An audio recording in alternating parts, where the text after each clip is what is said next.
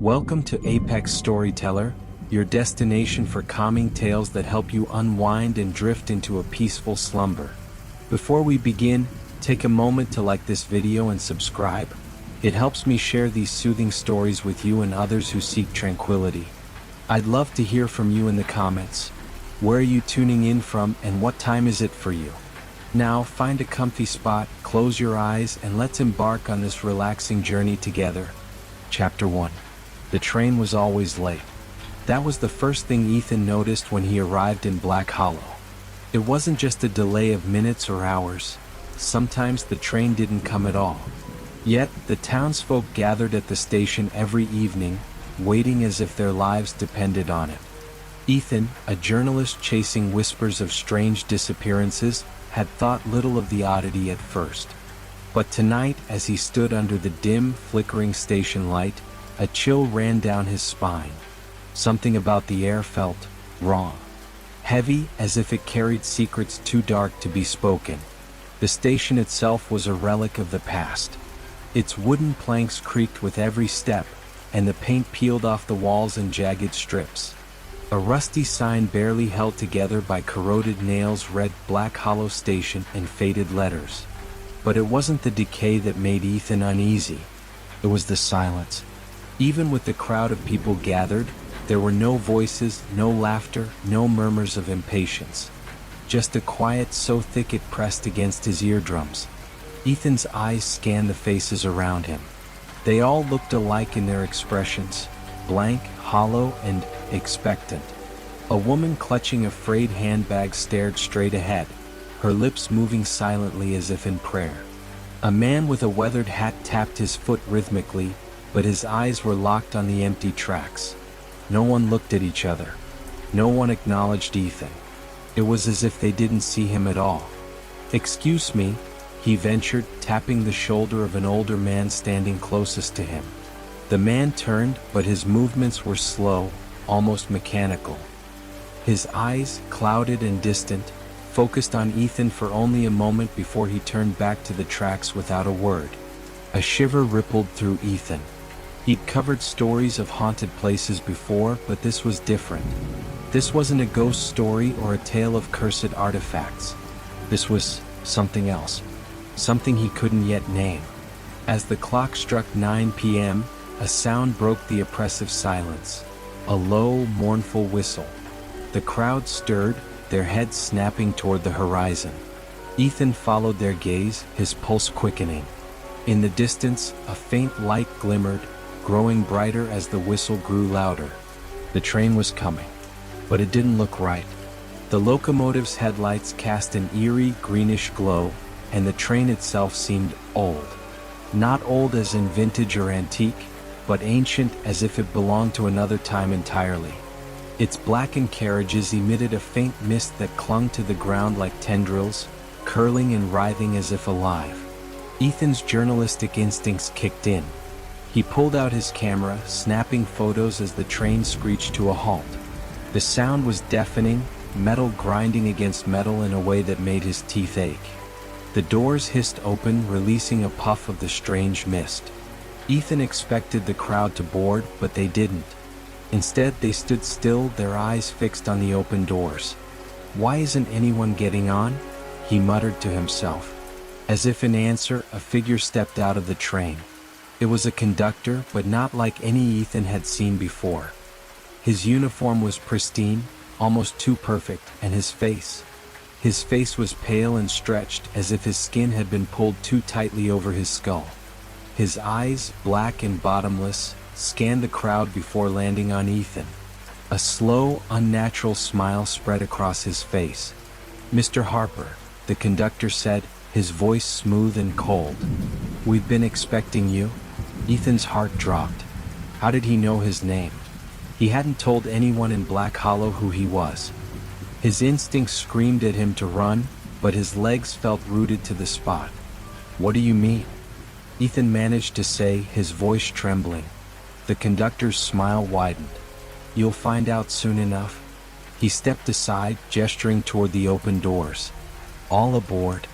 The crowd surged forward, their movements jerky and unnatural, like marionettes pulled by invisible strings. Ethan hesitated, his mind racing. He wanted to leave, to get as far away from this cursed station as possible.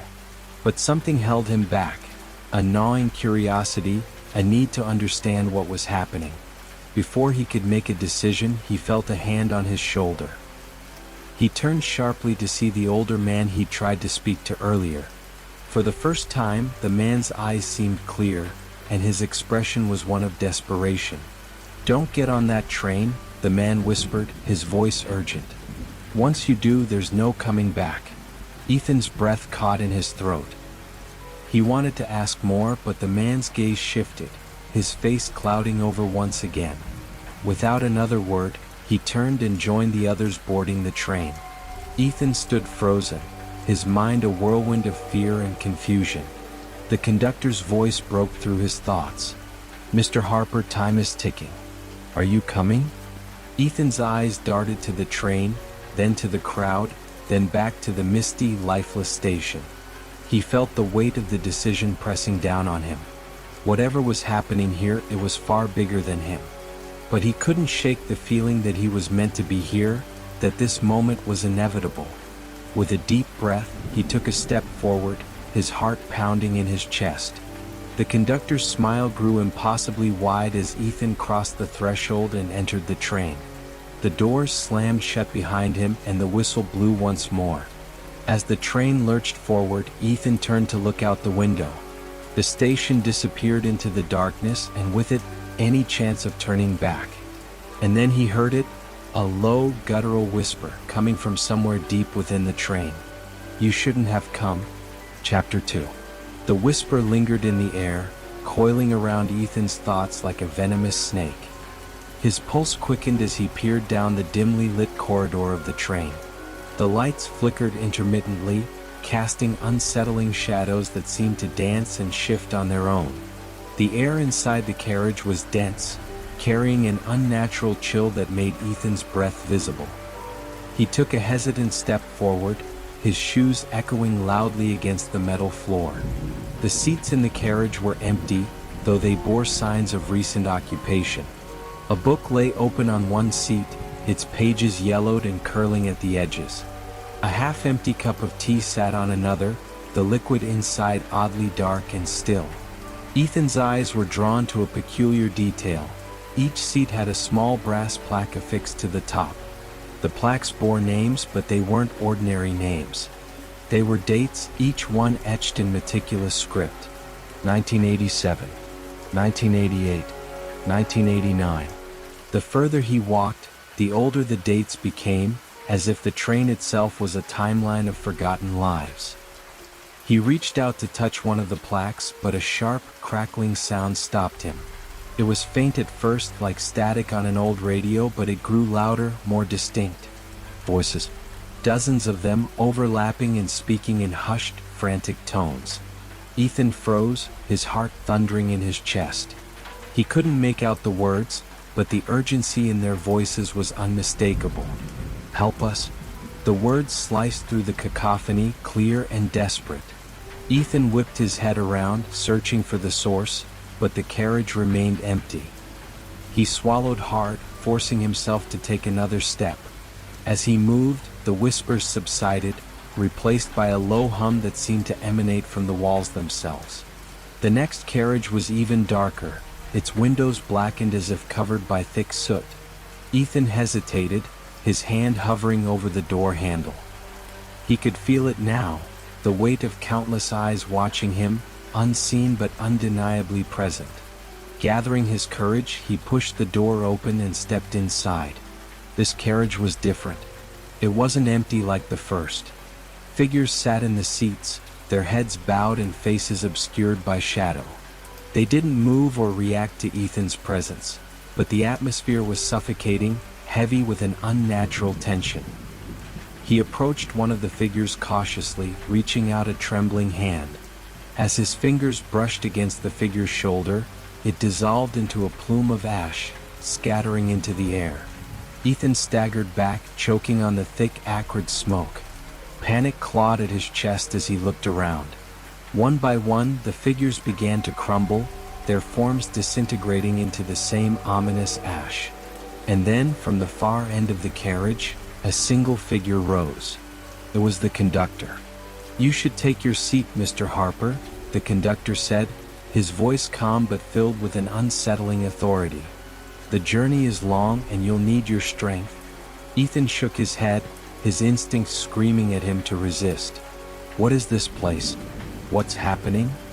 The conductor tilted his head, his dark eyes gleaming. "This is where you'll find the truth you've been seeking. But the truth comes at a price." Before Ethan could respond, the train lurched violently, throwing him off balance. He grabbed onto a nearby seat to steady himself, his mind racing. The windows began to glow with an eerie red light, illuminating the carriage in a hellish hue. Outside, the landscape had changed. The familiar sights of Black Hollow were gone, replaced by a desolate wasteland of jagged rocks and swirling fog. The conductor stepped closer, his presence looming. "You've already paid part of the price, Mr. Harper. The rest will be collected soon." Ethan's breath came in shallow gasps as he tried to process the conductor's words. He felt trapped, ensnared in a nightmare that defied logic and reason. But one thing was clear: there was no getting off this train, not yet. And then he heard it again, that low guttural whisper. "You shouldn't have come." Chapter 3. Ethan's heart pounded in his chest as the whisper clawed at his mind, sending shivers down his spine. His gaze darted to the conductor, whose cold, unreadable stare bore into him like a predator waiting for its prey to falter. "You said this is where I'll find the truth," Ethan managed, his voice trembling despite his best efforts to sound composed. "But what truth? What do you want from me?" The conductor remained silent for a moment, his lips curling into a faint, almost imperceptible smile. "The truth is not always what one expects, Mr. Harper. Sometimes it's more painful than one can bear." The train jerked again, and the unnatural red glow from the windows flickered, casting strange shadows across the carriage. Outside, the desolate landscape seemed to shift in and out of focus, as if the world itself was unraveling, and Ethan was caught in the center of it all. He tried to steady his breathing, forcing himself to think. "I have to get off this train." But even as the thought crossed his mind, he knew it was futile. The doors remained locked, and there was nowhere to escape. His mind raced. Why me? What had he done to end up here, trapped in this nightmarish journey? The conductor stepped forward, his movements fluid and unnervingly precise. "You've come for answers, Mr. Harper, but there are things better left unknown. Some doors, once opened, cannot be closed." The air around Ethan grew heavier, and the once distant whispers intensified, no longer just voices but a cacophony of tortured souls, each one crying out in desperation. "Help us." The words reverberated in his skull, making his head throb painfully. He clutched his temples, trying to block out the voices, but they only grew louder, closer, until they were inside him.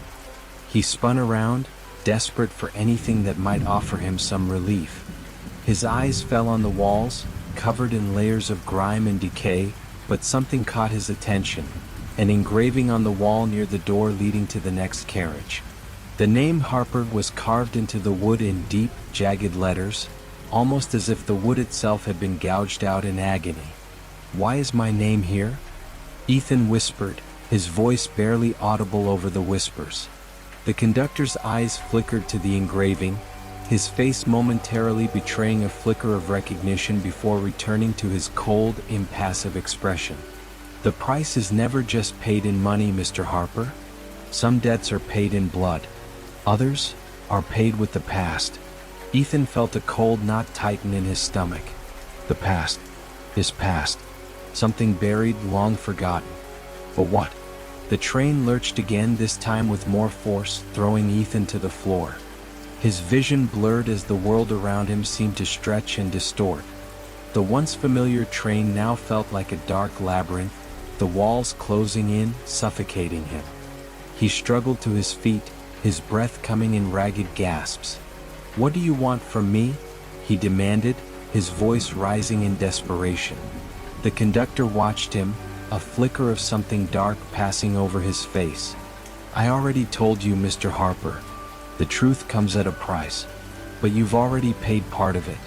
The rest, well, you'll find out soon enough." Before Ethan could respond, the train slammed to a halt, throwing him forward. He landed hard against the floor, his body aching. The red light outside the window flickered one last time before it faded entirely, leaving the train submerged in darkness. Suddenly, a faint sound broke through the silence, a soft, melodic tune like a lullaby. Ethan strained his ears, trying to locate the source. The music grew louder, eerier, as if it was coming from all directions. His eyes widened in horror as the shadows in the carriage began to shift, slowly taking on human forms. Ghostly figures, pale and translucent, emerged from the darkness, their eyes hollow and lifeless. They moved in slow, deliberate steps toward him, their mouths opening in silent screams. Ethan scrambled backward, his back hitting the wall. His pulse raced, his mind a whirlwind of terror. "No, this can't be happening. Don't look away," the conductor's voice came again, smooth and cold. "You'll only make it worse." Ethan couldn't tear his eyes away as the figures drew closer. Their faces were twisted in anguish, their hands reaching out as if pleading for help, or perhaps seeking to drag him into the same abyss they were trapped in. The whispers returned, louder than ever, as if the very walls of the train were alive, breathing with the souls of the lost.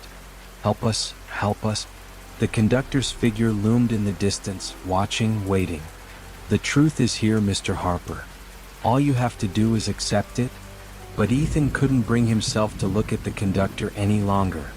The train had become a tomb, a prison for souls long forgotten, and he was caught in its endless loop, a part of the darkness that consumed everything it touched. As the figures closed in, Ethan's vision began to fade. The whispers filled his ears, drowning out everything else, until all that was left was the chilling melody and the slow, inexorable pull of the train's nightmare. And then the world went black. Chapter 4. Ethan awoke with a jolt, gasping for air as if he had been underwater. His body felt weightless, as though he were suspended in a dark void. He tried to move, but his limbs felt heavy, unresponsive. Panic surged through him, his mind racing to make sense of the silence that enveloped him. "Where am I?" He blinked rapidly, attempting to clear his foggy vision. Gradually, the shadows around him began to fade, revealing a dim, flickering light overhead. The metallic scent of rust filled his nostrils, and the cold, damp air wrapped itself around him like an iron shackle. His surroundings were unfamiliar. He was no longer on the train, or so it seemed. Instead, he lay in a small, decrepit room.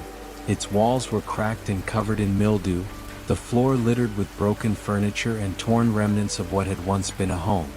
The faint sound of dripping water echoed in the distance, creating an eerie rhythm that only heightened the oppressive atmosphere. Ethan struggled to his feet, his head spinning as if he were still caught in the aftershocks of some terrible dream. He wiped his brow, feeling the wetness of sweat mixing with the cold. His body ached, his every movement stilted and sluggish. The faint hum of something mechanical, like the distant whir of old machinery, reached his ears, making the hairs on the back of his neck stand on end. He turned, searching for the source. The room seemed to stretch out infinitely in every direction, and yet there was no exit. The only door was a heavy wooden frame, half rotten and sealed shut with rusted bolts. "This isn't real. This can't be real." He stumbled toward the door, pressing his palm against the cold wood, but as his fingers brushed the surface, the hum grew louder, distorting into a high-pitched screech. His mind recoiled, as if the noise was burrowing into his thoughts, pulling out memories he didn't want to remember. The whispers, too, those familiar, aching voices, returned, each one more insistent than the last. "Help us. It's your fault. You can't escape." Ethan slammed his fist against the door, his pulse thundering in his ears. His breath came in shallow, frantic bursts as he turned away, the walls closing in around him. The room, once a place of uncertainty, now felt like a tomb, his tomb. I need to get out. I need to find a way out. But before he could act, something shifted. The air grew still, unnervingly so, as if the room itself had stopped breathing. The hum stopped, the whispers died down, and an eerie silence settled like a blanket. Then a voice, a soft, melodic voice, spoke from the corner of the room. "You shouldn't have come here, Ethan." Ethan's blood ran cold. He froze, not daring to turn around. He recognized the voice, but it couldn't be. No, this wasn't real. He spun around, his eyes scanning the room in search of the source. And then, in the farthest corner, seated in a chair that seemed to have appeared from nowhere, was a woman. Her figure was shrouded in shadow, her face obscured, but her voice, the same voice that had followed him, that had whispered through the train, rang clear. Her fingers tapped lightly on the armrest of the chair, the sound like a clock ticking down to some inevitable moment. "You don't remember, do you?" she continued, her tone carrying a strange blend of sorrow and amusement. "You don't remember how it all began." Ethan took a step back, his body stiff with fear. His heart raced as fragments of memories, jumbled, disjointed, began to surface. A face familiar yet distant. A moment from his childhood. A town he thought he had forgotten. "Who are you?" he croaked, his voice hoarse. "What do you want from me?" The woman's lips curled into a faint, knowing smile. "I want you to understand. I want you to understand what you've done." Ethan's stomach turned as realization struck him like a physical blow. The truth. That's what he had been searching for, wasn't it? But now that it was within reach, he was terrified. "What have I done?" he whispered, his voice breaking. "What truth?" The woman tilted her head slightly, her shadowy form shifting unnaturally, as if the darkness around her were alive. "You don't remember Black Hollow, do you?" she asked, her words sharp as a blade. "You don't remember the price you paid all those years ago?" Ethan's breath caught in his throat. Black Hollow. The name tugged at something deep within him, something he had long buried. Memories, forgotten, painful memories, flashed before his eyes. The train, the station, the faces of people he had never known but somehow knew too well. His pulse raced as the truth finally began to settle in his mind. The town. The station. He staggered backward, his body trembling with the weight of the realization. No. No, this can't be happening. The woman's smile deepened. "It's already happened, Ethan. You made a choice when you entered Black Hollow. Now you'll pay for it." As she spoke, the room began to twist. The walls, once solid, seemed to warp and stretch, folding in on themselves like the pages of a book being turned too quickly. The shadows grew longer, darker, and the air became thick with an oppressive presence. Ethan stumbled, his mind racing to escape, but it was too late. The room, the town, the train, it was all connected. And there was no escaping the darkness that had claimed him. "You can't run from what's already inside you," the woman's voice echoed in the growing chaos. "The truth always finds a way." And as Ethan fell to his knees, the room dissolved into nothingness, leaving him suspended in the vast, empty void once more. The only sound was the soft, melodic lullaby that beckoned him into the depths of the unknown. And then the whispers began again. "Help us, help us." Chapter 5. Ethan's world shifted, the emptiness around him warping and contracting as if the very fabric of reality was tearing apart. The whispers swirled in the darkness, louder now, more insistent, filling the void with an unbearable weight. They echoed off the walls, rising in pitch until they became a cacophony of pleading voices, each one more desperate than the last. "Help us. You must help us." The cold, metallic taste of fear flooded his mouth. He tried to speak, but his voice felt muffled, swallowed by the oppressive noise that pulsed in his ears. His thoughts felt fragmented, scattered like shattered glass. What was real? Was any of this real? Suddenly, the blackness broke open with a violent crack. Ethan's vision blurred as light flooded in, too bright, too sudden. He raised his arm instinctively to shield his eyes, but the blinding light only intensified. Then just as quickly the brightness dimmed, revealing a familiar sight: the station, the rusted rails, the crumbling platform. Black Hollow. Ethan's heart clenched in his chest. The same station he had seen before, yet now it was different. The air was thick with the scent of decay and something more, something ancient, forgotten. The sky above was a swirling mass of black clouds, as if the very heavens were torn asunder, watching, waiting. He stood on the platform, feeling the cold stone beneath his feet, but something was off. The station wasn't just deserted, it was frozen in time. The once bustling town, with its rickety train, was now a ghostly memory, suspended in a state of unnatural stillness. The wind didn't blow, the birds didn't sing. It was as if the world itself had stopped breathing. Then, without warning, a figure appeared before him. The conductor. His face was obscured by a dark, weathered cap, but his eyes gleamed with a chilling familiarity. He stood motionless, his presence filling the empty space with an almost suffocating intensity. "You're here, Mr. Harper," the conductor's voice resonated, low and menacing. Back where it all began. Ethan took a step back, his heart racing. "I don't understand," he stammered. "Why am I here again? What do you want from me?" The conductor tilted his head, the faintest hint of a smile curling at the corner of his lips. "You've always been here, Ethan. You've just never realized it." The words hit Ethan like a physical blow. He staggered, the weight of them sinking deep into his chest. Always been here? What did that mean? His mind reeled, the memories swirling and crashing like a storm. Was it possible that everything he had experienced, the train, the strange occurrences, the eerie town, had been part of something larger, something that had never truly let him go? Before he could gather his thoughts, the ground beneath his feet trembled. The rails groaned, the very earth shuddering as if the station itself was waking from a long slumber. The air grew colder still, and the whispers returned, now accompanied by a low, rumbling growl, like the sound of something ancient stirring beneath the surface. The conductor stepped forward, his footsteps unnervingly quiet against the cracked stone. "You sought the truth, Ethan," he said, his voice echoing in the stillness. "But some truths are not meant to be uncovered. Some truths break the one who seeks them." Ethan's eyes widened as the station around him began to distort once again. The walls warped, the platform stretching and twisting like a living thing, and in the distance, the low, eerie sound of a train whistle reached his ears. "No, not again," he thought, panic rising in his chest. "I can't go back. I can't." But before he could act, the train appeared, suddenly, impossibly, out of the fog. It was the same one, the one he had been on before.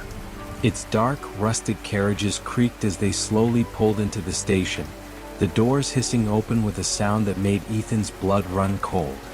The train beckoned him, as if it had been waiting for him to return. The conductor gestured toward the train with an outstretched hand. "It's time, Mr. Harper. You've come this far and now you must board. The journey is far from over." Ethan backed away, his mind racing. He wanted to run, to escape, but his legs felt heavy, like they were made of stone. The whispers were growing louder, more frantic. "You can't escape. You can't leave. You have to finish what you started." But Ethan's resolve began to falter. He had no choice. This was his fate, intertwined with the station, with the train, with Black Hollow. He didn't know how he knew it, but he did. The conductor's eyes never left him, the eerie calm of his expression never wavering.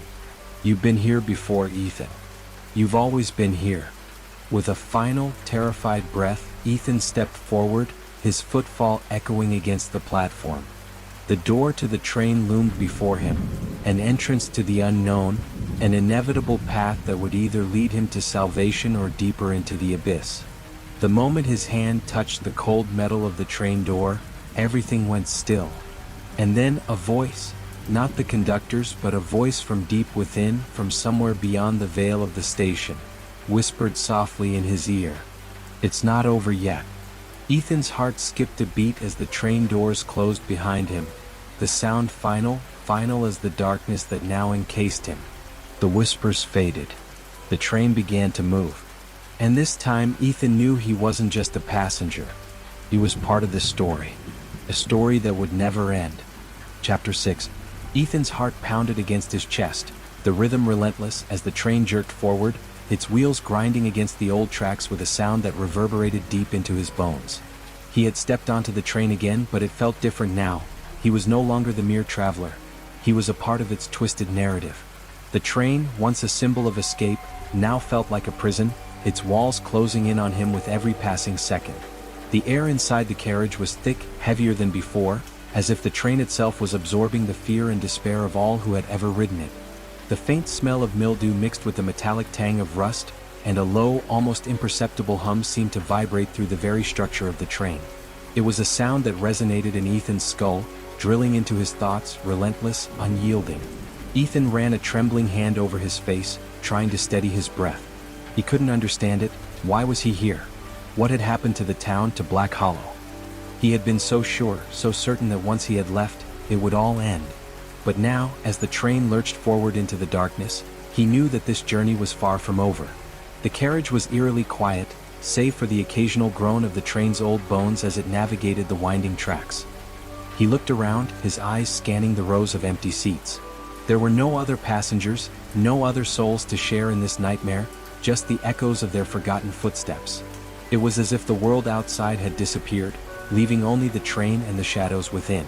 Suddenly, a soft sound reached his ears, a faint rustling like paper being crumpled. He turned, his heart skipping a beat. In the seat directly across from him sat a figure, one he hadn't noticed before. The figure was slumped forward, its face hidden in the crook of its arm, as though it were sleeping. Ethan felt a shiver run down his spine. He hadn't heard anyone board the train, and yet here this person was, occupying a seat that had been empty moments ago. The hairs on the back of his neck stood up. The train had become a place where the boundaries between the living and the dead blurred, where the rules of time and space no longer applied. "Hello?" Ethan called out, his voice shaking slightly.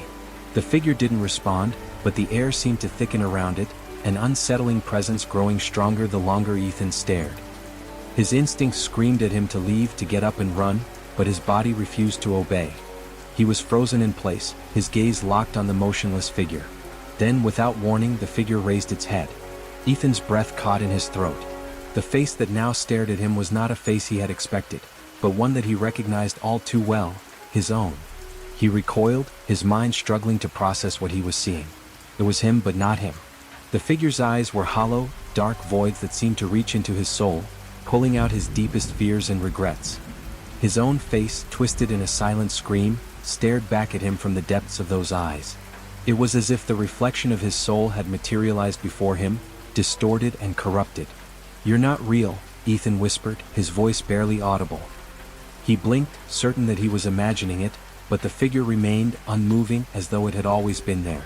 "You can't escape who you are, Ethan," the figure said, its voice an eerie echo of his own.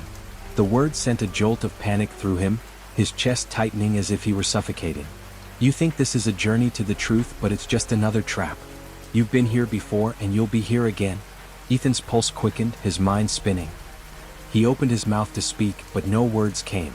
Instead, the train began to shake, its frame vibrating with a low, growling hum that seemed to grow louder with every passing second.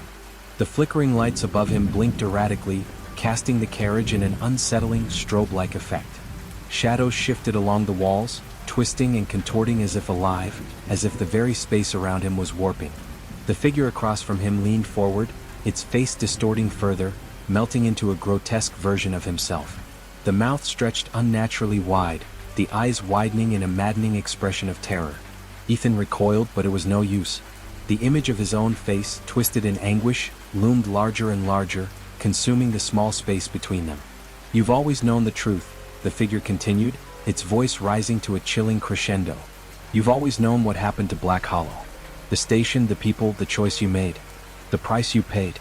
The words cut through Ethan like a knife, slicing open memories he had buried deep within himself. Flashbacks flooded his mind, fragmented and disjointed. Faces from his past, long-forgotten moments, all of them tied to the cursed town. The truth he had been running from was coming back to him, crashing over him like a wave, and there was no escape. "I didn't choose this," Ethan muttered, his voice cracking. His hands trembled as he reached out toward the figure.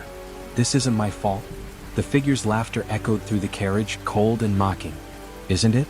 You always had a choice, Ethan. You always knew the price. You couldn't have stayed away forever." The train lurched again, this time with such force that Ethan was thrown against the wall. His vision blurred, and for a moment he thought he saw the station again. The dark, abandoned platform, the distant figure of the conductor standing in the shadows. The air grew thick, suffocating, and Ethan realized with a jolt that the train wasn't moving forward at all. It was circling, trapped in an endless loop just like Black Hollow. "Get off the train, Ethan," the figure whispered, its voice now a hollow, guttural rasp. "But you'll never leave. You'll never escape." Ethan's mind raced. He had to do something, anything, to break the cycle. He couldn't keep running. He had to face whatever this was, confront whatever darkness was waiting for him at the end of the tracks. But as the train continued its endless journey through the swirling fog, Ethan realized one terrifying truth. There was no escape. Not from the train. Not from Black Hollow. Not from himself. The figure's face dissolved into the shadows, leaving only its haunting words echoing in the darkness. "You've already made the choice, Ethan. You just don't remember it yet." The train surged forward, disappearing into the infinite void ahead. And Ethan, for the first time, realized he might never find the end of the tracks. Chapter 7. The train shuddered violently, and Ethan's breath caught in his throat as the world around him twisted once again. The shadows seemed to grow longer, their edges creeping like dark tendrils, and the air grew even colder, biting into his skin with an intensity that felt unnatural. His eyes darted around the carriage, searching for something, anything, that could explain the horrors he was experiencing. But there was nothing. Only the endless void beyond the glass, an abyss that seemed to stretch on forever. He stood frozen, his mind racing, trying to make sense of the madness that had consumed him. The figure, his own twisted reflection, had vanished into the darkness, but its words lingered in his ears. "You've already made the choice, Ethan. You just don't remember it yet." What choice? What was he supposed to remember? The train rumbled beneath him, and the lights flickered, plunging the carriage into darkness for a moment. When they flickered back on, the atmosphere had shifted. The train was no longer moving through an endless, desolate landscape. It was different. The walls of the carriage were beginning to change, the surfaces warping and stretching, as if the very fabric of the train itself was alive, breathing. Suddenly, the door at the far end of the carriage swung open with a deafening creak. A figure stepped into the dim light, its silhouette barely visible against the swirling shadows. Ethan's heart pounded in his chest as he recognized the figure instantly. The conductor. "Mr. Harper," the conductor's voice echoed, cold and unyielding. "It's time." Ethan's blood ran cold. He wanted to scream, to demand answers, but the words stuck in his throat. Instead, his eyes were drawn to the conductor's outstretched hand, an invitation, or perhaps a command.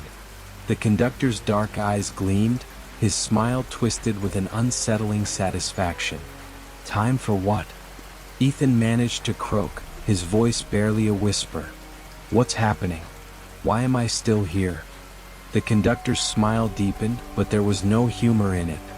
"You've been here before, Mr. Harper. And now you must face the truth you've tried to avoid." Ethan took a step back, his legs unsteady. The train had slowed, its wheels grinding to a halt with an eerie screech. Outside, the thick fog had descended once again, swirling and shifting as though it were alive. The platform ahead was indistinguishable from the darkness surrounding it, and the station. Ethan's heart skipped a beat as he realized that it was no longer Black Hollow. It was something far worse, something older, far more ancient. The train door opened with a creak, and the conductor stepped aside, gesturing toward the station. "This is where your journey ends, Ethan. The answers you seek are here. But they come at a cost." Ethan hesitated. Everything inside him screamed to run, to resist, but his feet moved of their own accord. He stepped off the train, the cold stone of the platform beneath him solid and unyielding. The fog was thick, suffocating, wrapping around him like a shroud.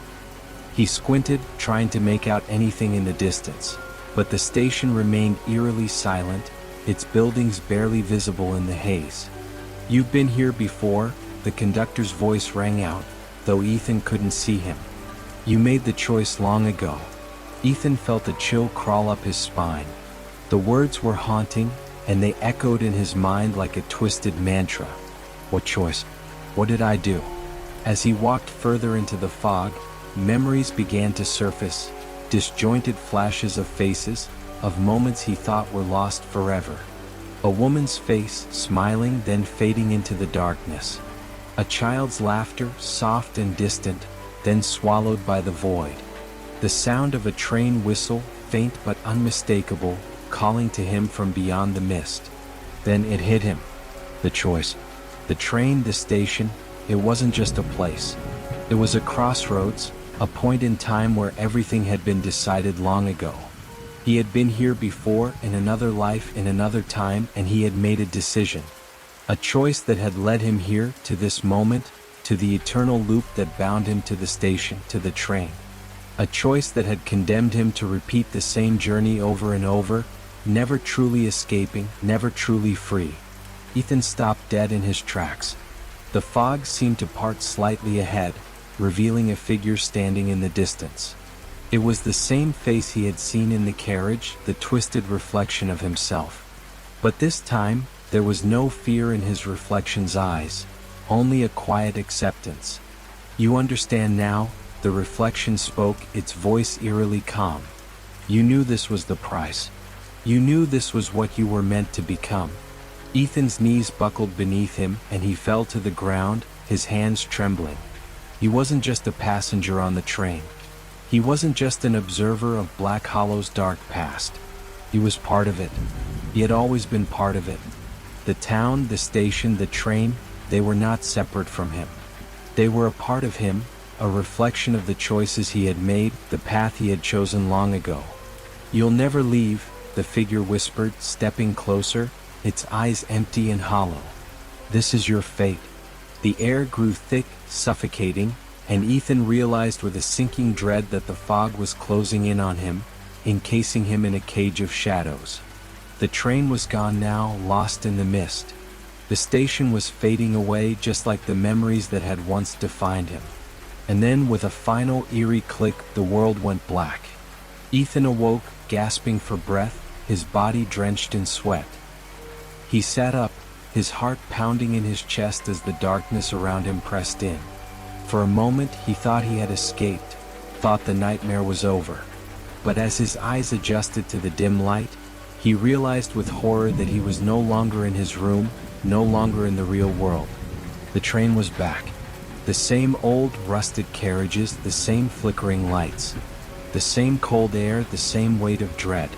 He was back on the train. And as the conductor's voice echoed through the carriage, Ethan finally understood. "You can never leave." Not really. The train lurched forward into the darkness, and Ethan's heart sank. The cycle was beginning again. And this time there was no escape. Whispers in the Pines. Chapter 1. The Arrival.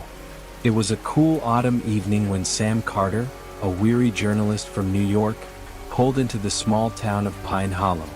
Nestled at the edge of the Appalachian Mountains, Pine Hollow seemed like something out of an old postcard, a town frozen in time. The streets were narrow, lined with cobblestone paths and old storefronts that hadn't seen a fresh coat of paint in decades. Sam had been driving for hours, tired from a long day of interviews, but there was something about Pine Hollow that felt wrong. Pine Hollow was a quiet town, far removed from the hustle and bustle of city life. It was the kind of place where everyone knew everyone, and newcomers were often met with cautious stares. Sam had come to investigate a series of strange disappearances that had left the local police stumped. 5 people had vanished without a trace over the last 3 months. No signs of struggle, no clues, just empty homes and unanswered questions. As he drove through the town, Sam couldn't shake the feeling that the place was hiding something. The streetlights cast long shadows, and the trees that surrounded the town swayed eerily in the wind.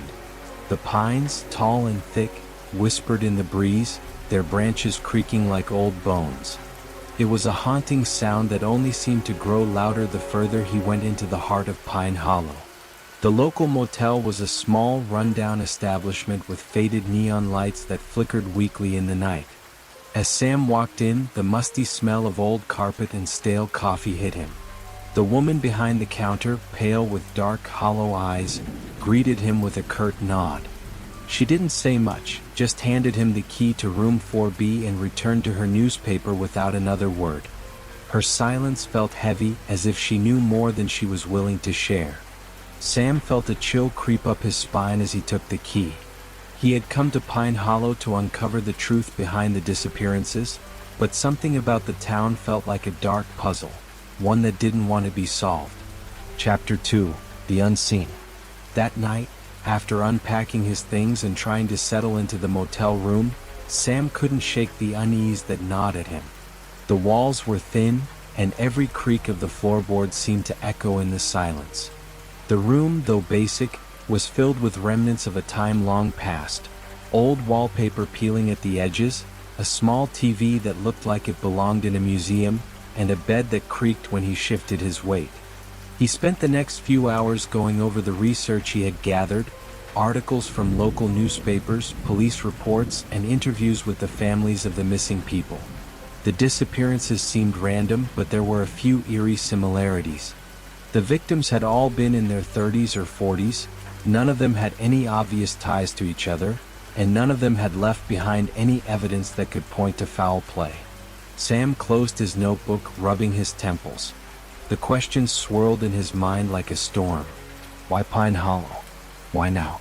Unable to sleep, he decided to take a walk through the town. He stepped out of the motel, the crisp night air biting at his skin. The streets were completely deserted, the town seemingly asleep. As he walked, he passed by the old church at the edge of town. It had been abandoned for as long as anyone could remember, the windows boarded up, the door long locked. But tonight something was different. A faint light flickered from inside, barely visible through the cracked stained glass windows. Sam's curiosity got the better of him, and he approached cautiously, his footsteps muffled by the thick carpet of pine needles. He paused in front of the church doors. The air felt heavy, almost suffocating, as if the night itself was holding its breath. Without thinking, he pushed the creaky door open. The inside of the church was suffused with an eerie stillness. Dust hung in the air, and the pews were covered in thick layers of decay. Sam's flashlight illuminated the altar at the front, where a single candle burned. Its flame was unnaturally steady, flickering not even a little despite the draft in the room. He moved closer, drawn by some unseen force. It was then that the whisper came, low, guttural, almost imperceptible at first, but unmistakable. It brushed against his ear, sending a cold shiver down his spine. Leave this place. Sam spun around, heart pounding. The church was empty, but the whisper had been so real, so close. He searched the shadows, but there was no one there. Just the dust, the forgotten pews, and the altar. Yet the air had grown thick, as if the church itself was alive, watching him. He stepped back toward the door, intent on leaving, when a figure appeared in the entrance. It was tall and thin, dressed in tattered clothes, its face obscured by shadows. The figure's hollow eyes stared through him, and Sam froze in place, unable to move. "Don't stay here," the figure rasped, its voice barely more than a whisper. Before Sam could respond, the figure lunged at him, its hand reaching out as though to grab him. Sam's heart raced as he turned and ran, stumbling through the door and into the street. He didn't stop until he was back at the motel, his breath coming in ragged gasps. His heart pounded in his chest, and for the first time in his life he felt like he had been close to something unnatural. Chapter 3: The Curse. The following morning, the sun rose over Pine Hollow, casting a golden light over the sleepy streets. Sam hadn't slept at all, his mind racing with the events of the previous night. Had he imagined it? Had the figure really been there? Or had it all been some strange hallucination brought on by exhaustion? But as he sat in the diner, nursing a cup of weak coffee, he couldn't shake the feeling that there was something deeply wrong with this town. The locals, who had initially seemed friendly, now appeared nervous, avoiding his gaze as if they feared being caught in his line of questioning. They spoke in hushed tones as if afraid to speak too loudly, lest they draw unwanted attention. Sam had learned little from his conversations, save for a handful of cryptic comments. Most of the townspeople seemed unwilling to talk about the disappearances, and when pressed, they would quickly change the subject. He had even spoken to a few of the victims' families, but all he got were vague answers, weak excuses, and hollow promises of investigation. It was as if the town was a closed book, one that didn't want to be opened. But then Sheriff Hank Lawson, a weathered man in his late 50s, approached him in the diner. His face was grim, his eyes dark and weary, like a man who had seen too much and had given up on fighting. "You're not going to find what you're looking for," Hank said quietly, his voice barely a whisper. Sam was taken aback. "What do you mean? These people are missing." "I'm just trying to understand what's going on here." Hank's eyes flickered nervously. "You think it's just some coincidence? These disappearances? People don't just vanish, especially not here." Sam leaned in, sensing a breakthrough. "So you know something. What happened to them?" The sheriff sighed, looking over his shoulder as if making sure no one was listening. He motioned for Sam to follow him outside. Pine Hollow was built on cursed land, Hank said once they were outside, his voice low and hesitant. When the town was first settled, the people made a deal, a pact with something in the woods. They didn't know what it was, but they knew they had to keep it satisfied. The price? People. Every so often, one of us has to vanish and the town remains safe. Sam's stomach twisted with disbelief. A pact? You mean this is some sort of sacrifice? The sheriff nodded slowly. Yes, a price that must be paid. And you don't want to be the one who pays it? Chapter 4, The Thing in the Pines. That night, Sam decided he wasn't leaving until he got answers. He had to see for himself if the sheriff's story was true. He packed his things and headed for the woods, following the trail of pines that surrounded Pine Hollow. The air was thick with an unnatural stillness, and the moon, barely a sliver in the sky, cast an eerie light across the path. As he ventured deeper into the forest, he felt the oppressive weight of the trees around him, their branches creaking in the wind. Every snap of a twig, every rustle of leaves, sent a jolt of fear through him. The forest felt alive, as though something was watching him, moving just beyond his reach. His flashlight flickered and dimmed, casting erratic shadows on the ground. Then ahead of him he saw it, an old clearing, the trees twisted and gnarled, their roots rising from the earth like clawed fingers. In the center stood the figure from the church, tall and thin, its face still obscured in shadow. Sam's heart raced as he tried to steady his breath. The figure turned toward him, its eyes glowing faintly in the dark. "You shouldn't have come," it whispered, its voice barely audible. Suddenly, the ground beneath Sam's feet trembled, and from the depths of the woods came a low, guttural growl, like the sound of something ancient awakening. The figure reached out, its skeletal hand closing around Sam's wrist with an icy grip. "You are the price," the figure hissed, its voice now a deep, resonating growl. Chapter 5, The Whispers Never End. The following morning, the town of Pine Hollow seemed to breathe a sigh of relief, as though it had been holding its breath throughout the night. The sun rose lazily over the hills, casting soft golden rays through the pines, dappling the town in a light that seemed almost too warm, too perfect for a place so steeped in darkness. The streets, once eerily quiet, now seemed peaceful, almost idyllic, as though the horrors of the night had never happened. But Sheriff Hank Lawson knew better. He stood by the window of his office, watching the town below with a somber gaze. His jaw was clenched tight, his eyes shadowed with the weight of years spent living with the curse of Pine Hollow.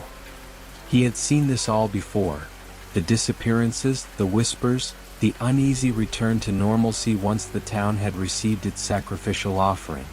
Sam Carter, the journalist, had become just another name on a long list of those who had arrived searching for answers, only to vanish into the void of the woods. Sam hadn't been the first, and Hank doubted he'd be the last. The sheriff's fingers drummed nervously on the windowsill as he thought of the young man, so full of questions and eager to uncover the truth. Sam had been different from the others, Hank realized. There was something in his eyes, a determination that had reminded Hank of himself when he was younger, before the town had broken him, before he had learned to accept the darkness. But Hank also knew the cost of curiosity in Pine Hollow. The more you poked and prodded, the more you uncovered, the deeper you dug into the town's dark secrets, the more the curse took hold. Pine Hollow had always been a place where the past and the present bled together. A place where you couldn't escape your fate, no matter how hard you tried. And now, Sam had become another victim of that unbreakable cycle. Outside, the town seemed to be returning to its usual routine. The townsfolk went about their business, offering each other knowing glances, but there was no celebration, no acknowledgement of the sacrifice that had been made. It was as though the town was used to this grim ritual, a necessary evil that kept the curse at bay for another year. The town's children played in the streets, oblivious to the terror that lurked in the shadows. But the adults knew. They all knew. The whispers had already begun again. "You shouldn't have come," the words echoed in Hank's mind, the same words the figure had spoken to Sam. They were the words he'd heard so many times, whispered in the wind, carried on the breeze, taunting him, reminding him that no one could escape the town's hold. The sheriff stepped away from the window, his shoulders slumping under the weight of his thoughts. He knew what had to be done. The whispers would never end, not until the next sacrifice was made, not until the balance was restored. But Hank had grown numb to it. He had long since given up hope of ever breaking the curse.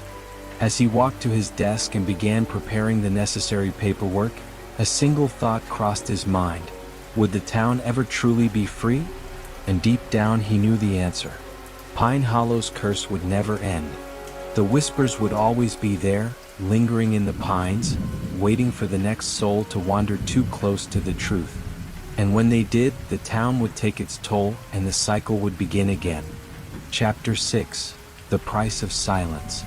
The morning after Sam's disappearance, the town of Pine Hollow was eerily calm, as though it had settled into an unnatural stillness. The whispers that had haunted the town for generations were now quiet, like the calm before a storm. Sheriff Hank Lawson spent the better part of the morning in his office, nursing a cup of stale coffee, but his thoughts were far away, lost in the cycle of events he had lived through so many times. It was a pattern he knew too well, one that had woven itself into the very fabric of Pine Hollow. By noon, the townsfolk had gathered in the small diner on Main Street, their faces pale and drawn. They spoke in hushed voices, exchanging knowing glances, but none dared to acknowledge what had truly happened. Everyone in Pine Hollow understood the unspoken rule. Don't speak of the curse, don't question it. Just live in silence and the town would remain safe for another year. The price had been paid. Sam Carter, the journalist who had come to uncover their truth, was now a part of the town's dark history. He was just another forgotten soul claimed by the Pines. Hank had lived through this more times than he cared to count. He had seen the faces of strangers, curious souls who wandered into Pine Hollow, desperate for answers, only to become lost in the woods or swallowed by the town's shadow. The curse had claimed them all. The last time someone had questioned the town's dark history was over a decade ago. A historian named Clara Jenkins had come to write a book about the town's founding, convinced there was a story worth telling.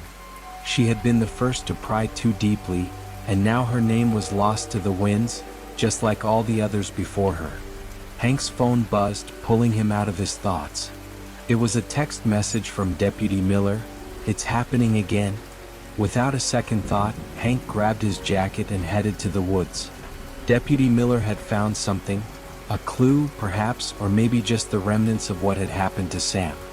As he drove down the narrow, winding road leading to the forest's edge, the dark pines seemed to close in on him. He knew that if he ventured any deeper, there would be no turning back. When Hank arrived at the edge of the woods, Deputy Miller was already waiting for him. The deputy was a young man, barely out of his teens, and his face was pale with fear. His hands trembled as he pointed to the ground, where a faint trail of footprints led deeper into the forest. The prints were fresh, though they were too small to be Sam's. Hank's heart sank. He knew these prints all too well. They belonged to one of the town's children, one of the ones who had been taken before. The curse had begun to claim someone else. "We need to get them back before it's too late," Hank muttered, his voice grim. As they ventured deeper into the woods, the oppressive weight of the trees above them seemed to grow heavier.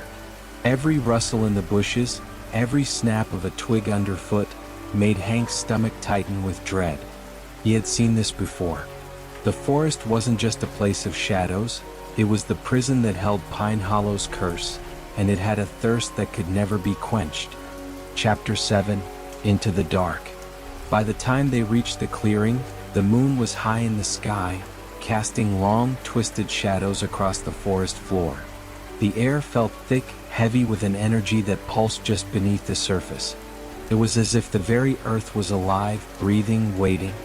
The clearing was unervingly quiet, save for the soft rustling of leaves in the wind. But there was something else, a low, almost imperceptible hum that seemed to come from deep within the ground itself.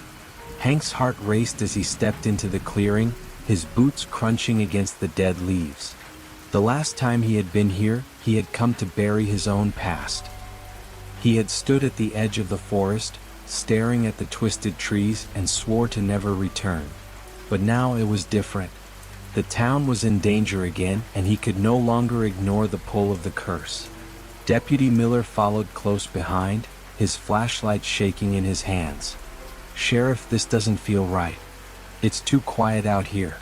Hank's throat tightened as he surveyed the clearing.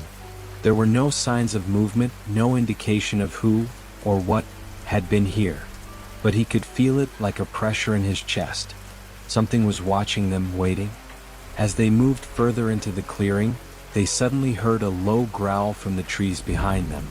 Hank's instincts kicked in and he spun around, drawing his sidearm. But there was nothing. No animal, no movement, only the shadows shifting in the wind. Then they saw it, a figure standing at the edge of the clearing. It was tall, impossibly thin, with long, elongated limbs that twisted in unnatural ways.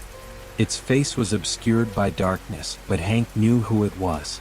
It was the same figure that had haunted his nightmares for years, the same one that had appeared to Sam Carter the night before. "You're too late," the figure rasped, its voice like gravel scraping against stone. Hank's blood ran cold as the figure stepped forward, its long fingers reaching out, the air around them growing colder with each step. "You can't stop it. No one can." The ground beneath them rumbled, and the trees around the clearing seemed to groan as if they were alive, shifting and moving. The air turned thick with an almost tangible darkness. The curse was awakening again, and there was no way to stop it. Hank's mind raced. There had to be a way. There had to be something they could do. But deep down, he knew the truth. Pine Hollow was a town cursed from its very foundation. There was no escaping it, no breaking free. The price had to be paid, and it would always be paid in blood. Chapter 8, The Final Choice. The figure in the clearing stepped closer, its unnatural form stretching and bending as though it were part of the very shadows it emerged from.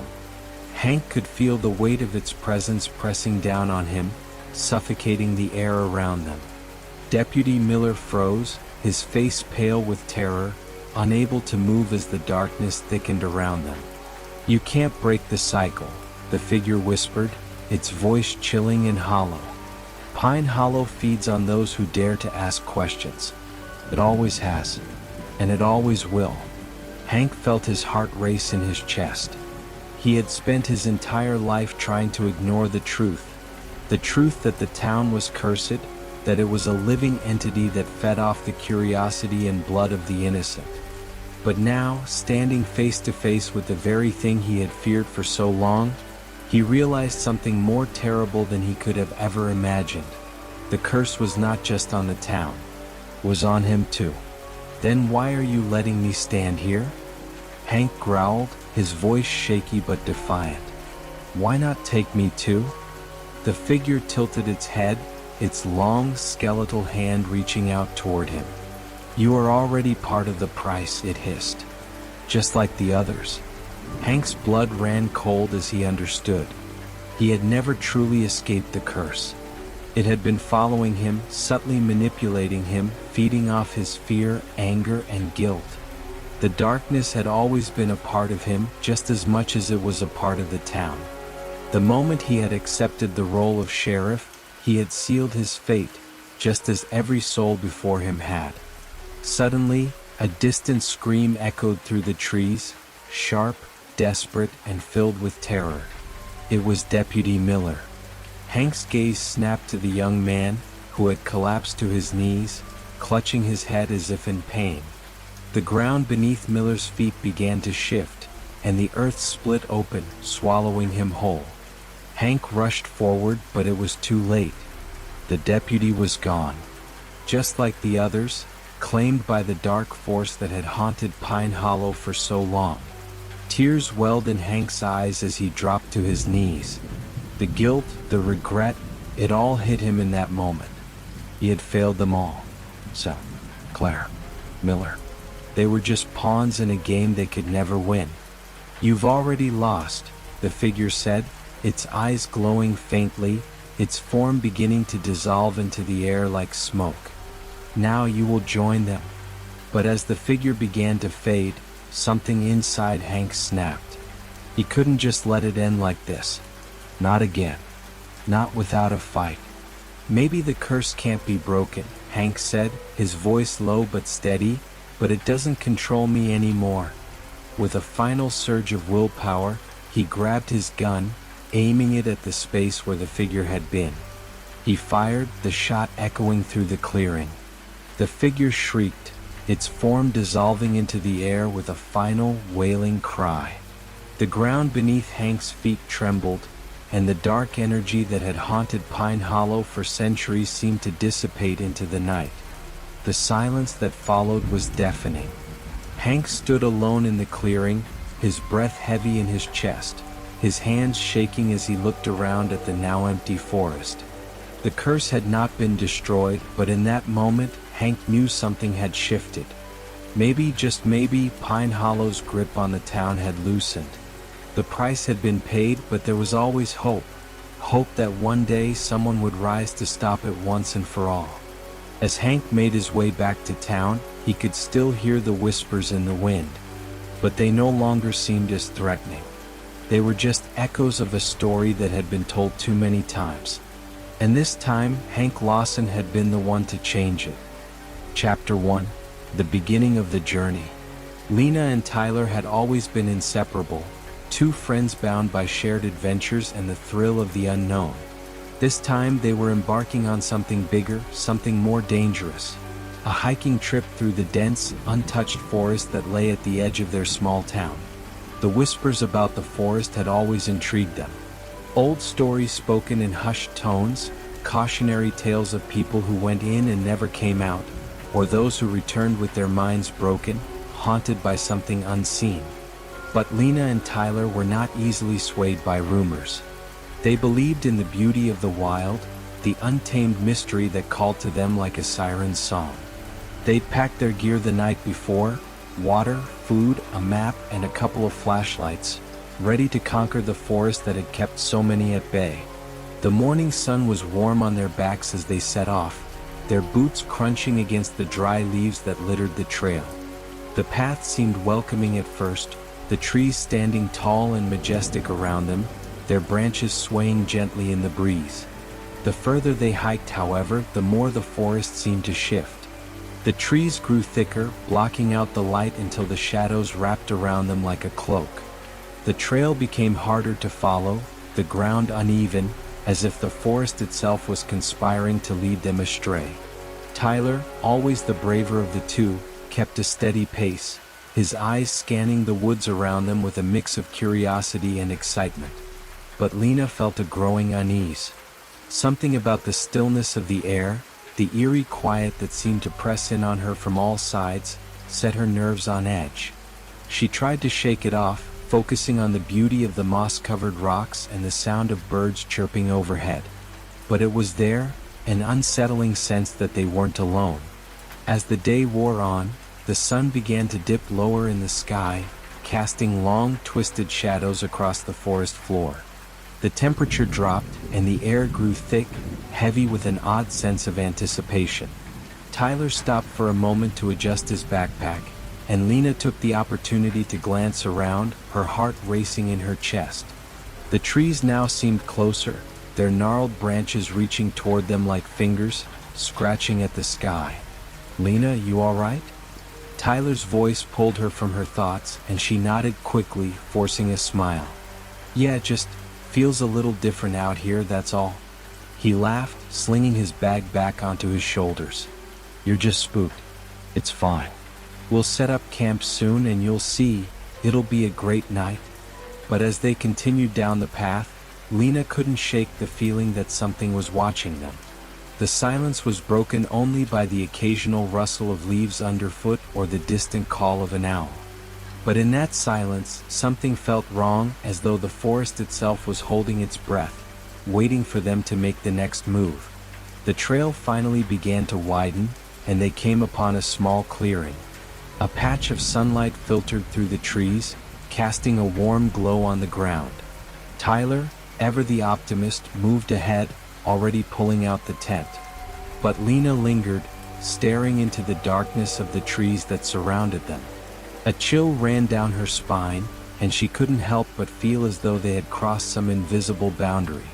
"Tyler," she called out, her voice barely above a whisper. "Do you hear that?" Tyler paused for a moment, then shrugged. "Hear what?" "It's just the wind." But Lena wasn't so sure. The wind had stopped. All she could hear was the faintest rustling, like the whisper of something moving just beyond her line of sight. She felt her pulse quicken, and against her better judgment, she stepped forward, peering into the trees. In the distance, just beyond the edge of the clearing, she thought she saw movement, a flicker, something out of place. She blinked, and when she looked again, it was gone. But the feeling of being watched remained, as real as the weight of the air around her. Lena shook her head, trying to dismiss it. She had to stop imagining things. "Let's set up camp," Tyler called again, oblivious to the unease that gripped her heart. Chapter 2. Into the darkness. As night fell, the forest transformed. What had once been a peaceful, albeit foreboding, wilderness now seemed to come alive with shadows. The fire crackled brightly, casting flickering light across their small camp, but the darkness beyond felt impenetrable. Lena couldn't help but glance over her shoulder every few moments, her eyes darting toward the trees that loomed just outside the firelight. There was something different about this forest. It was as if it held secrets, ancient and untold, and it wasn't about to let them go easily. Tyler was oblivious to her growing anxiety. He was content, joking about the trails they had hiked, recalling old stories they had heard around town, even singing a silly song that had them both laughing despite the chill in the air. But Lena couldn't shake the feeling of being watched. She kept hearing something, a faint rustling, a whispering breeze, yet when she turned to look, there was nothing there. It wasn't until the sky was fully dark that the true weight of the silence hit her. The forest had gone still, too still, as if it was holding its breath. Lena looked around the clearing, but all she could see were the shadows stretching out from the edges of the firelight, like long fingers trying to reach them. She glanced at Tyler, who was still laughing at some joke he had made, but something about his laughter sounded hollow to her ears, distant. Then came the first sound. A soft thud, almost imperceptible at first, but enough to make Lena freeze in place. Her heart began to race as she turned toward the sound, but Tyler didn't seem to notice. He was too absorbed in his own world.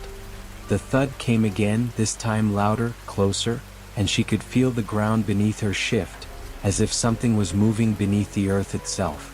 "Tyler," she whispered, her voice trembling slightly. "Did you hear that?" Tyler looked up, frowning.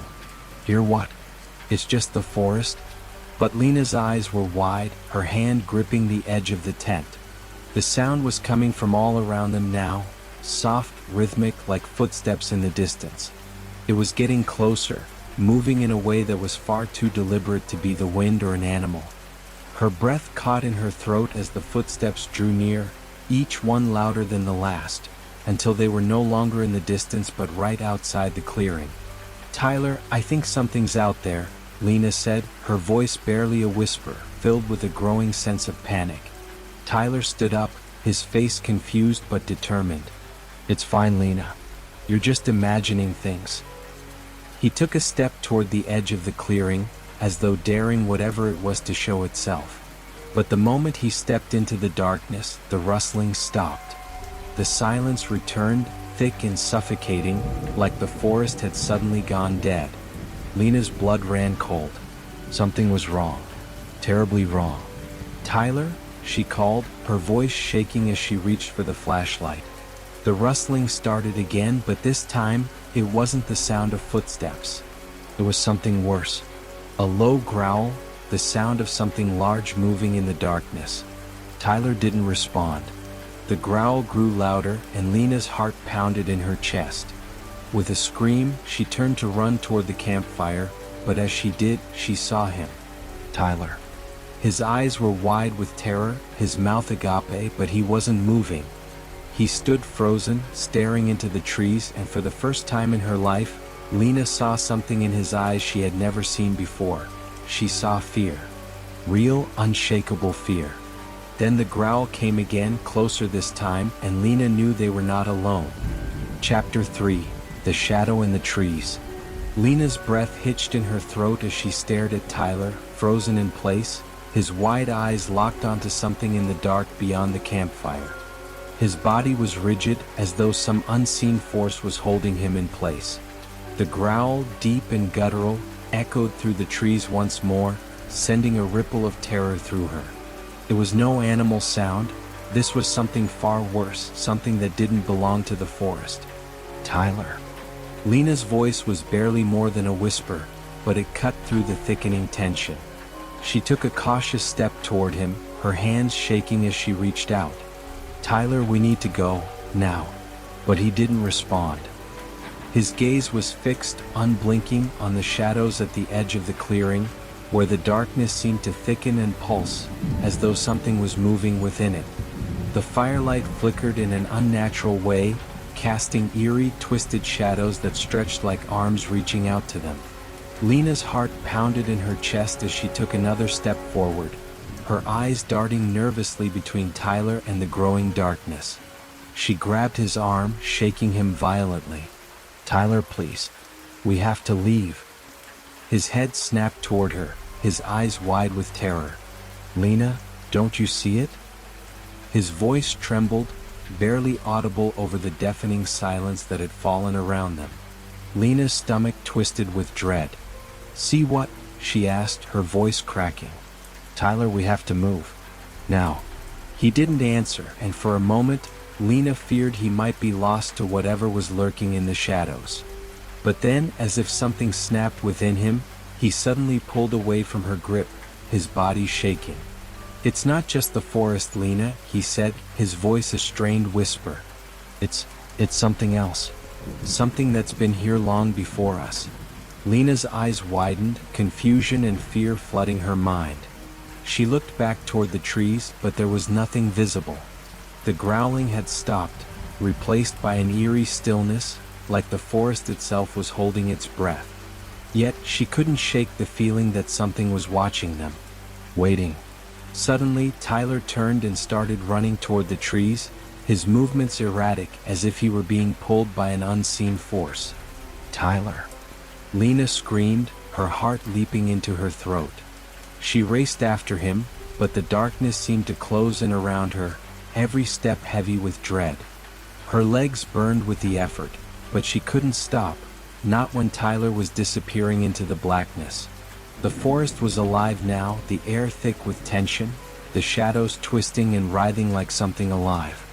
Every branch, every rustle, every distant sound felt amplified, as though the forest was coming to life with a terrifying purpose.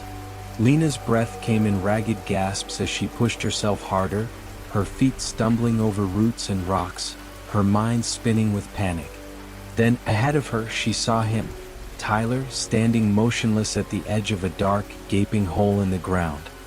His head was tilted back, eyes wide, staring at something Lena couldn't see. The hole seemed to pulse, like a wound in the earth itself, emanating a faint, sickly glow that sent shivers down her spine.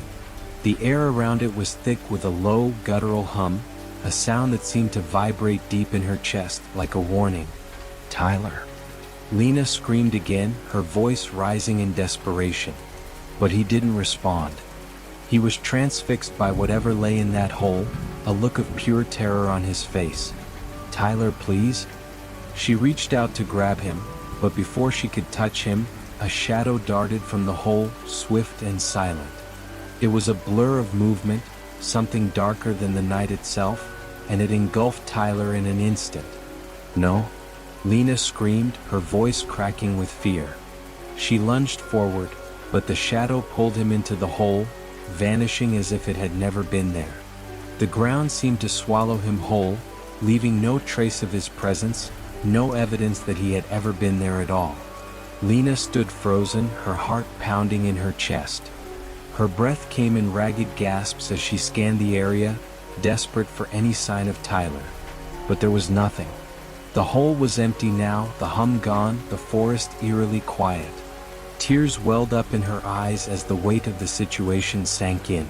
Tyler was gone, and whatever had taken him was still out there, watching her.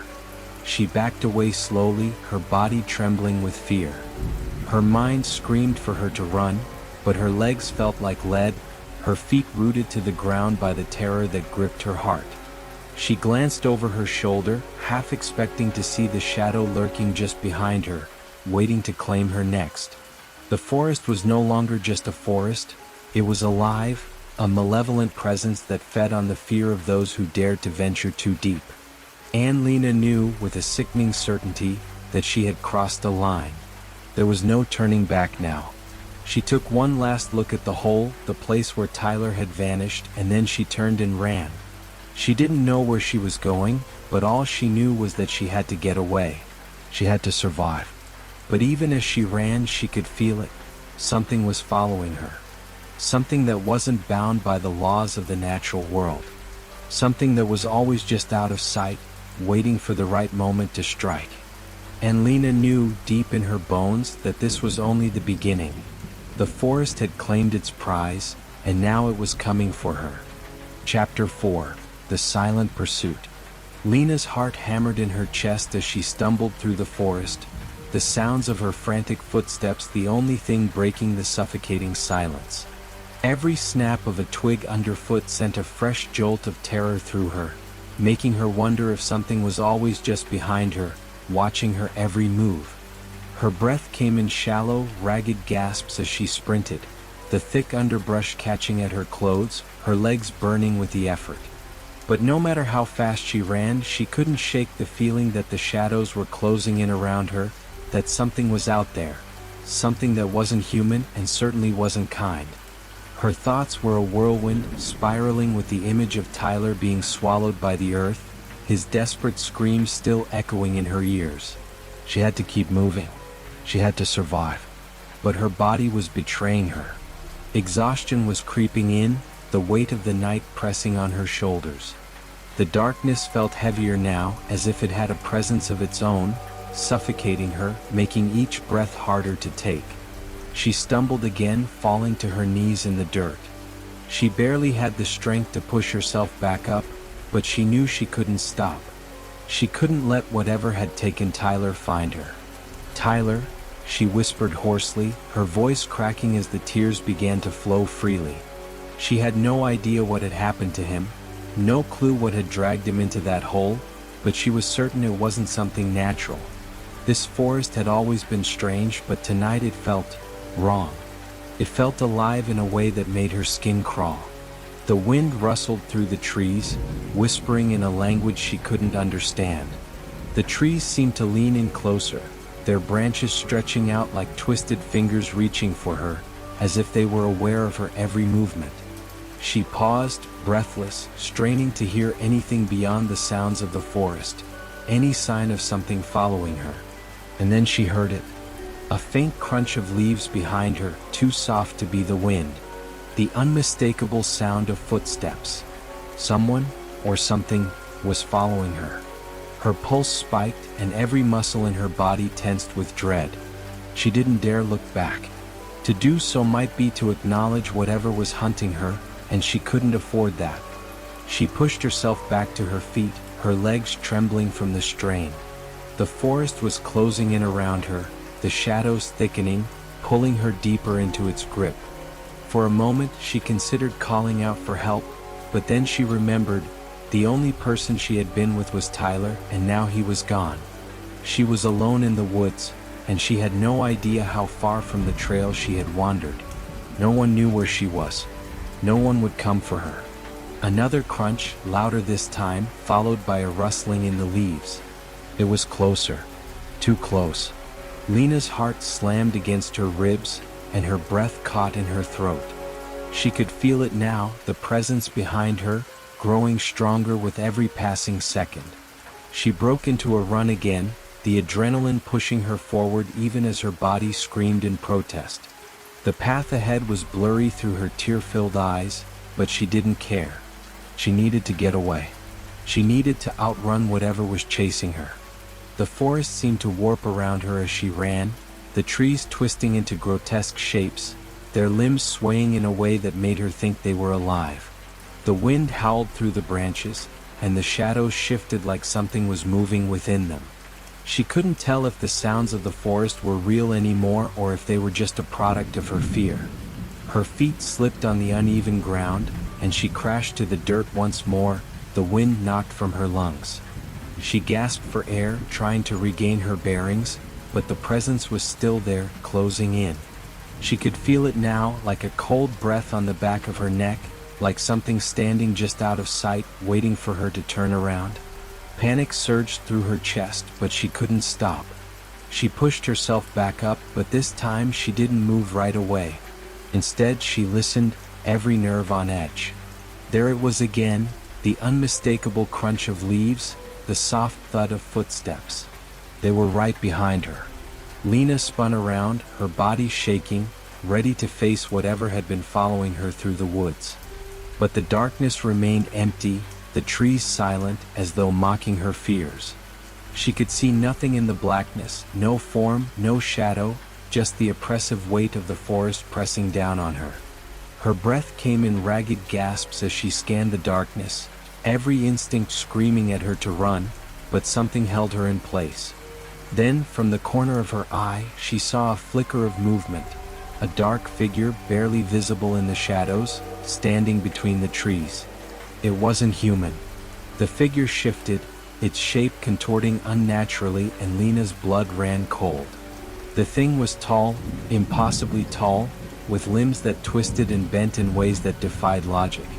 It had no face, just an empty, dark void where its features should have been. The only thing she could see clearly was the pale, ghostly glow of its eyes, which burned with an unnatural intensity. Lena's scream tore through the forest, but it was drowned out by the sound of the thing moving toward her. It was fast, too fast. In a moment of sheer panic, she turned and ran once more, faster than she ever thought possible, her legs screaming with exhaustion, her mind fogged with terror. The darkness seemed to close in even more, the air growing colder with each step. She couldn't outrun it. She knew that now. Whatever this thing was, it was faster, smarter, and stronger than anything she could face alone. But she had no choice. She couldn't stop. Behind her, the footsteps quickened, the growls and whispers echoing through the trees, closer with every passing second. And somewhere deep in the forest, a voice, faint and distant, but unmistakable, whispered her name. Lena. Chapter 5. The Depths of the Forest. Lena's heart was thundering in her chest, each beat a drum of fear that reverberated through her entire body. She stumbled through the underbrush, desperate to escape, but the forest had become a maze of twisted trees and shifting shadows, each step more disorienting than the last. The thing, whatever it was still behind her, its footsteps unnervingly close, as if it was always right there, lurking just out of sight. She pushed herself harder, her legs burning, her lungs screaming for air. But every time she looked over her shoulder, the figure was gone, only to reappear in the corner of her vision, just when she thought she was alone. The shadows seemed to cling to her like a second skin, and every rustling leaf or snapping twig made her stomach lurch with terror. There was no escape, not anymore. The forest had changed since she had first entered it, its beauty now a cruel mockery of what it once had been. The trees, once tall and proud, now seemed hunched, their branches like gnarled fingers reaching out to snare her. The wind whispered, but not in the soothing way it had before. Now it felt like a warning, like the forest was alive, watching, waiting for her to make a mistake. Lena's breath came in ragged gasps, her vision blurred from tears and the exhaustion of her frantic run. She could hear the thing behind her again, closer now, almost as though it was toying with her. She tried to focus on the path ahead, but the shadows in the forest seemed to stretch out of control, warping into shapes that didn't belong to the natural world. The moonlight was blocked by thick layers of clouds, leaving her with little light to guide her way. Suddenly, a sharp pain shot up her leg as she stepped wrong, her ankle twisting painfully under the weight of her body. She gasped and collapsed to the ground, clutching her ankle as tears sprang to her eyes from the sudden surge of pain. She had no time to recover, no time to waste. But before she could push herself to her feet, a low, rumbling growl pierced the air. Her eyes went wide and her breath hitched in her throat. The sound was impossibly close now, just on the other side of the tree line. She looked desperately for a place to hide, anywhere, but the forest was too dense, too suffocating. There was nowhere safe. The growl was followed by something worse, a soft, sickening scraping sound like claws dragging against bark. Lena's stomach turned and she froze, trying to steady her breath, praying the creature hadn't heard her. She could hear it moving, circling, its presence pressing against her from all directions. She could feel it, smell it, as though it were breathing the same air she was, the weight of it pressing down on her. It was like the forest had become a living thing, closing in around her, and she was the prey. Her mind raced, her pulse quickening. The creature wasn't like anything she had ever known. No animal, no natural predator. This was something else entirely. Something ancient, something born from the dark heart of the forest. Something that had been waiting. Suddenly the air shifted. There was a faint change in the wind, a shift in the trees that felt deliberate, as though the forest itself had exhaled. And in that moment Lena knew. The thing was no longer circling. It had stopped. It was waiting for her to make the next move. Her breath came in shallow gasps, her body trembling as she glanced around, trying to make sense of the darkness. Every corner of the forest seemed to be closing in. Then she heard it. A whisper, low and guttural, seeping through the silence of the night. Lena. Her name drawn out, distorted by a cold, unnatural voice, sending a chill down her spine. It wasn't just the wind anymore. The forest itself was speaking, and the voice was everywhere. Lena? She couldn't move. She couldn't breathe. It was like the forest had taken her name, twisted it into something unrecognizable, and was now calling it back to her. The voice was drawing closer, wrapping itself around her mind, sinking into her thoughts, drowning out everything else. Without thinking, she grabbed the nearest branch, using it as leverage to push herself to her feet.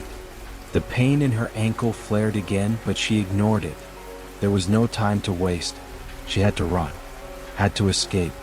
The whisper was still calling her, getting louder, more insistent, and she couldn't tell where it was coming from. It was everywhere. Lena took one shaky step forward, then another, her mind reeling with the horror of it all. She didn't know where she was going, didn't know if she could even make it, but she had to try. The growl came again, louder now, more distinct, echoing through the trees. Lena's eyes widened in terror as she realized it wasn't just one creature. There were others, lurking just beyond the edge of the trees, their presence seeping into the very air around her. The shadows were alive and they were closing in. She ran. Her legs screamed with the effort, but she couldn't stop. She didn't dare stop. Every instinct told her to flee, to escape this nightmare, but the forest seemed to stretch on forever, its paths twisting and turning in impossible ways. No matter how far she ran, no matter how fast, it felt like the darkness was always just behind her, waiting, watching. And then, out of the corner of her eye, Lena saw it. A shape, a figure, standing in the clearing ahead. Tall, almost too tall, and for a brief moment she thought it was a trick of the light. But no, it was real. And it was staring directly at her. Lena froze in place, her breath caught in her throat as the figure stepped forward. It wasn't human. It wasn't even close. It had no face, just a blank, featureless void. Its body was like something from a nightmare, twisted and unnatural, with limbs that moved in jerky, disjointed motions. The air grew even colder as it stepped closer, and Lena knew with a sickening certainty that it wasn't going to let her go. The whisper came again, louder this time, and Lena realized with horror that it wasn't just calling her name anymore. It was beckoning her to come closer, to join them in the darkness, and she had no choice but to obey. Chapter 6. Into the Abyss. Lena's feet felt like they were rooted to the ground, her body trembling with terror as the figure stepped closer. Its movements were grotesque, like a marionette being pulled by invisible strings. Its limbs twisted unnaturally, jerking forward in a rhythm that was both hypnotic and unsettling. Each step it took seemed to distort the air around it, like a dark shadow stretching farther, pulling the light from the forest. The night grew colder with every inch it moved, as though it were draining the warmth from the very earth beneath her feet. Lena wanted to scream, to run, but her body refused to obey. She couldn't tear her eyes away from the figure, drawn to it by an unseen force. It was as if the forest itself had taken hold of her, trapping her in its nightmarish grip. The air had thickened, pressing in on her lungs, making it harder to breathe. The whispers were growing louder, now not just calling her name, but chanting something dark, something ancient. The forest had been here long before her, before anyone. She was just another lost soul, another fleeting moment in its endless timeline. And then the figure spoke. Its voice was not a voice at all, but a strange, hollow echo, as though it were speaking directly into her mind. The words were not words, but something older, something primal, a language that made her skin crawl. "Come to us." Lena felt the voice vibrate deep within her chest, a cold, sinister pull, like tendrils reaching inside her. She tried to move, to break free of the invisible chains binding her to the spot, but her legs were stiff, her muscles frozen in place. She could feel her heartbeat pounding in her ears, drowning out the eerie whispers, but it wasn't enough. The force of the creature's presence was overwhelming. It took another step forward, and this time, Lena could see it clearly. It wasn't just a figure, it was a shadow, a shape that was neither fully corporeal nor entirely spectral. Its face, or rather the place where its face should have been, was a void, a deep, endless black, as if the very concept of identity had been erased. Its eyes, though if they could even be called eyes, glowed with an unnatural, sickly light, their pale luminescence cutting through the darkness like twin stars in an infinite void. Lena's breath hitched as she realized what it was. It was not human. It was a part of the forest itself. A creature born from the darkness that had always been there, lurking just beyond the edges of the known world. It had no origin, no purpose other than to exist, to consume, to claim those foolish enough to wander too far into its domain. The thing raised its twisted hand, and Lena felt a cold wind sweep through her, as though it were drawing her in. The air vibrated with an eerie hum, and the whispers became clear, sharp voices, countless voices, all speaking in unison, chanting the same thing. Join us, become one with the forest. The words seemed to burn in her mind, searing through her thoughts like an inferno. She tried to shake her head, to break free of the spell it had cast on her, but it was impossible. Her body moved against her will, her feet dragging toward the figure, the whispers growing louder, their insistent call overwhelming her senses. The creature's hand reached out toward her, its long gnarled fingers stretching impossibly far. Lena's skin crawled as its fingers brushed against her cheek, cold and clammy like death itself. She recoiled, her breath coming in ragged gasps, but it was too late. The creature's grip tightened, pulling her toward it with a force that made her bones creak. In that moment, Lena's thoughts flashed to Tyler. The scream he had let out when he fell, the look of terror on his face as the ground swallowed him whole. She had failed him. She had been too late to save him. And now she too was going to become part of the forest, lost to the dark, forgotten forever. But just as her vision began to blur, as her body started to lose its strength, something inside her snapped. A small, quiet voice deep within her mind, the part of her that still clung to the light, whispered, "Fight." With every ounce of willpower she had left, Lena summoned the strength to pull away from the creature's grasp. Her muscles screamed in protest, her body aching with the effort, but she pushed against it, clawing her way out of its grip, out of the cold emptiness that threatened to swallow her whole. The creature snarled, its hollow mouth opening wide, revealing rows of jagged dark teeth that glistened in the dim light. It was angry, its form shifting and contorting as it loomed over her, its presence growing larger, more suffocating. But Lena didn't care. She didn't have time to think, didn't have time to be afraid anymore. She ran. Her feet pounded against the dirt, her ankle flaring with pain, but she didn't stop. She couldn't stop. The whispers still echoed in her ears, the forest pressing in on her from every side, but she didn't look back. She didn't dare to. Her eyes were fixed ahead, on the faint outline of the path she had left behind, the only escape from the nightmare closing in on her. The thing was following her, she could hear it, its steps like thunder in the night, faster now, its presence almost tangible in the air around her. But she couldn't let it catch her. Not now. Lena burst through a thick wall of brush and stumbled into a clearing. The moonlight broke through the clouds, casting a pale, ghostly light over the landscape. The clearing felt different, calmer, less oppressive. She couldn't explain it, but the presence that had been chasing her seemed to falter, as if it couldn't cross the threshold. She took one final glance over her shoulder, her breath catching in her throat. The creature was gone, for now. But the forest was still alive, still watching. And Lena knew deep down that she hadn't escaped it. She had only delayed the inevitable. Somewhere deep in the heart of the forest, the whispers were still calling her name. Chapter 7, The Final Whisper. Lena's chest rose and fell with rapid, shallow breaths as she stood in the clearing, her body still trembling from the raw terror of what had just occurred. The eerie silence that had descended upon the forest was almost as suffocating as the presence that had been chasing her. She knew it wasn't over.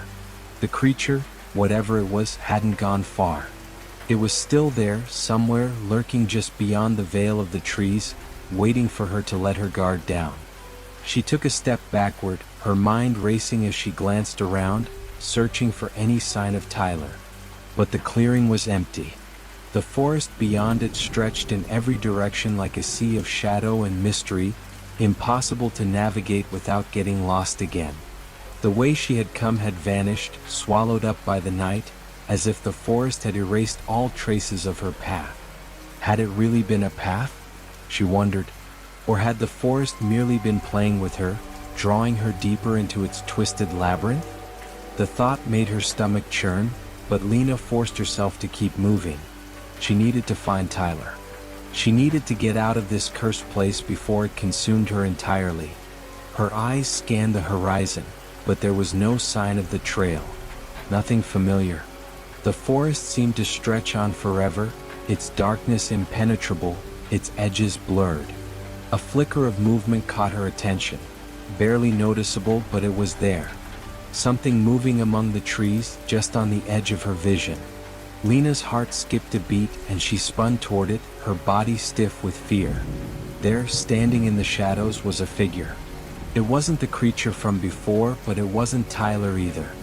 The figure was tall and thin, its silhouette stark against the dark backdrop of the forest. It was wearing a coat, its sleeves long and flowing like a cloak, and its face was obscured by a hood. Lena's blood ran cold. The figure didn't move. It just stood there, staring at her with an intensity that sent chills down her spine. For a moment, she thought it might speak or even approach her, but it remained still, as though waiting for something. Waiting for her. Lena's instinct screamed at her to run, but she was paralyzed. Her eyes locked on the figure, unwilling to look away, knowing that any movement, any attempt to flee might provoke it. And then, in the silence of the forest, a soft voice whispered, "Lena?" Her heart pounded in her chest. That voice. It was familiar but wrong. It was not Tyler. It was too cold, too hollow. The way it lingered, stretching her name out like a rope, sending shivers through her very soul. The figure stepped forward, its movements slow and deliberate. The space between them seemed to shrink with each passing second. Lena's mind raced, desperately searching for an explanation. Was this another part of the forest's curse?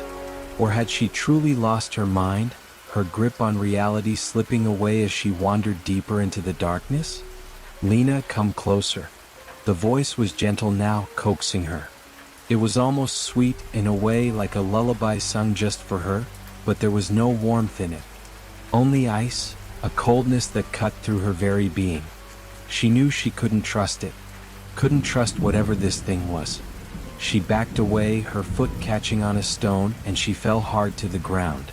Pain shot through her ankle, but she barely felt it as she scrambled to her feet, desperate to distance herself from the figure. The whispers started again, not just from the figure but all around her, surrounding her, suffocating her. "Lena?" The voice echoed in her head, growing louder until it drowned out everything else. The wind picked up, howling through the trees, bending the branches with a strength that felt unnatural. The figure was closer now, just a few feet away, its form like a shadow that stretched too far, as though it was one with the forest itself. Lena could feel it now, the suffocating weight of the forest pressing in on her. She couldn't escape. There was no way out. The whispers were all around her, the figures were closing in, and the forest had claimed her. But then, through the madness of the voice, through the rising tide of despair, Lena felt something else, something familiar. A touch. It was gentle but firm, like a lifeline thrown to her in a storm. She looked down, startled to see a hand reach out from the darkness and grasp her own. Tyler. For a moment, her heart leapt with hope. He was here. He had found her. But as she looked up, her hope shattered. The figure she had thought was Tyler wasn't him at all. Its face was hidden, but its eyes, those glowing, hollow eyes, stared back at her, and she realized with horror that it was not Tyler, but something worse. It was the forest itself. And it had taken Tyler long ago. The hand that had grabbed hers tightened, pulling her into the figure's embrace. She struggled, kicking and clawing at the air, but the grip was unyielding. The figure's presence overwhelmed her, crushing her until she could barely breathe. Its voice returned, stronger now, as it whispered the final words. "Welcome, Lena." The forest was no longer just a place. It was a living, breathing entity, an ancient force that had claimed her and Tyler, just as it had claimed countless others before them. And as the figure's grip tightened, Lena realized with a sickening certainty that there was no escaping it. The whispers faded, and the darkness consumed her. The forest had won.